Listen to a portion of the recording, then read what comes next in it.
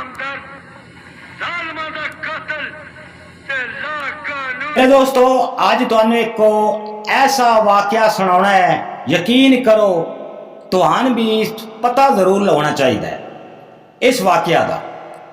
मेरे दोस्तों हाजी सुल्तान राय साहब 1996 कतल किए गए नो गुजरांवाले दे एरिए दे विच पासवान कंडे दे कोल टाली दे दरखत दे कोल।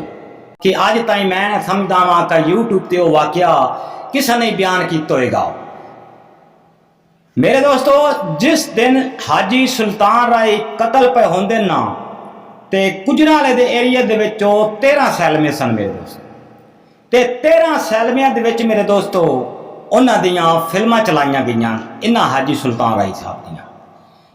कि आप बयानो के इतने एक रश बन गया 13 सैलमियां दे विचों कि जगह नहीं सी होंदी उत्थे बाण दी, इतना रश बन गया।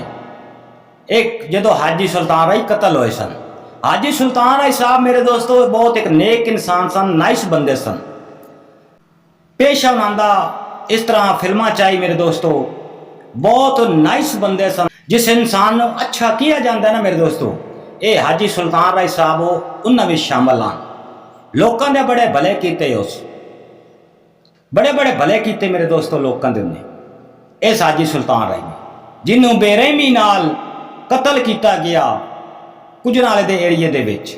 ते अज ताईं मेरे दोस्तों ओदे कातल नहीं फदीवे, ना पता हैगा कतल कौन करके टुर गया।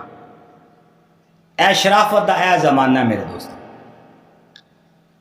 छोटी जी वीडियो बनाइए, पुराने अदाकारां दियां स्टोरियां कहानियां बयान मैं इस चैनल ते लियांदा रहना। तो चैनल को लाइक सबसक्राइब कर लो आल बैल दे नाल। अल्लाह सोने दे वाले अपना ढेर सारा ख्याल रखिया है, दुआओं भी याद रखिया है। अल्लाह हाफिज।